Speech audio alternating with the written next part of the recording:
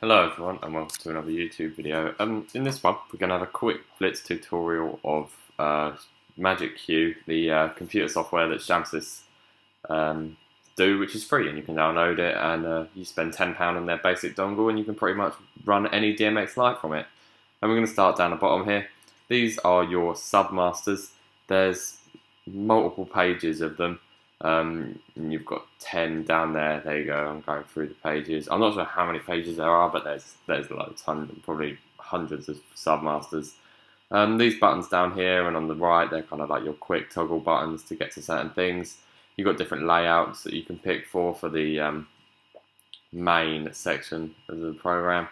And then we can close these programs. And the way I normally like to run it is if I go to View and then I can put Top and View and then put that at the bottom. Then you've got your fixtures along the top and any color that you want to set them to along the bottom. Obviously if you're running moving heads, or for instance, you probably want to run it a different way because you're going to have different parameters. But in this simple setup, just generic dimmers and some LEDs, I like to run it like this because it makes the most of the kind of workspace. We can open up the visualizer here, which helps if you haven't got any DMX lights with you at the time, just to kind of see how your show is going to look. If we just put up this submaster, you can see there's a general whitewash there with some of the fixtures. Take that down again, and as you can see, we're just clicking on some of these here. If you hold down Shift, you can select multiple fixtures from the heads menu.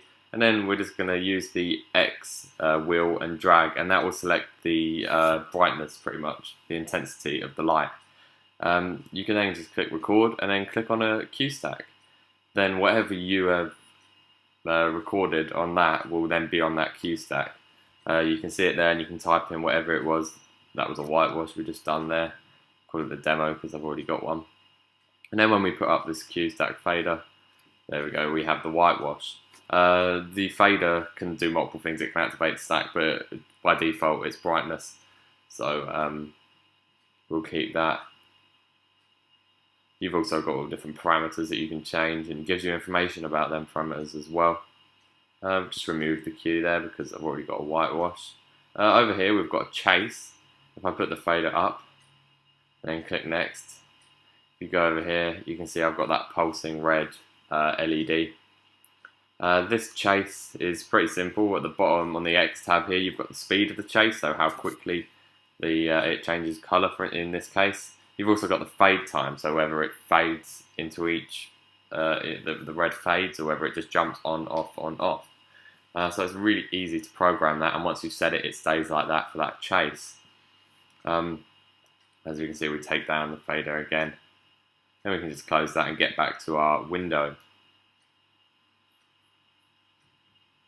What I'm going to show you now is how to patch in a moving head. What we're going to do is click patch, choose head, and then we're going to go to Martin Mac 300. You can just type and it will come. Then you can select what mode you want. I'm going to just click the first one. Then we'll click patch it. Then we want the universe, which is, the number of heads, then the universe, then the channel, which is 141 in this case. Click patch it, and it's there. This is a bit fast for you. You can pause the video, rewind. It's kind of just a quick blitz tour of it. And as you can see now, the Martin Mac is dimmed at full. Change it to amber, and then we can move it to left and right, as you can see there. You can also use these X and Y wheels to set the pan and tilt where you want to make it a bit more precise. And also the wheels A, B, and C can be used as color mixing wheels, which is quite handy. We can also click on the wheel, add effects. If we click on position and go to figure of 8, we've then got a figure of 8 going on, and we can change the speed of it, obviously down the bottom on these wheels. And then if we close that, change the colour to blue. If we zoom in on this here, you can actually see the fixture moving. Although obviously we haven't dimmed it or put any bright intensity on it yet, you can still see it's moving in a pattern. And then if we just click on it and then dim full, move back over, you can now see we've got the blue Martin Mac doing that figure of 8 motion. And then what we can simply do from that is click onto record down the bottom here, and then click on a Q stack. Then we can clear the programmer, and as you can see, nothing's happening. Put up the submaster, and here we go, it's arrived.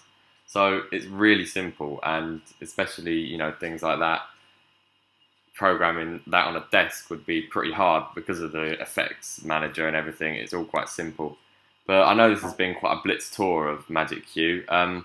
If you have any questions, please put them in the comments below. But thanks for watching this video, guys. So please like, rate, and subscribe.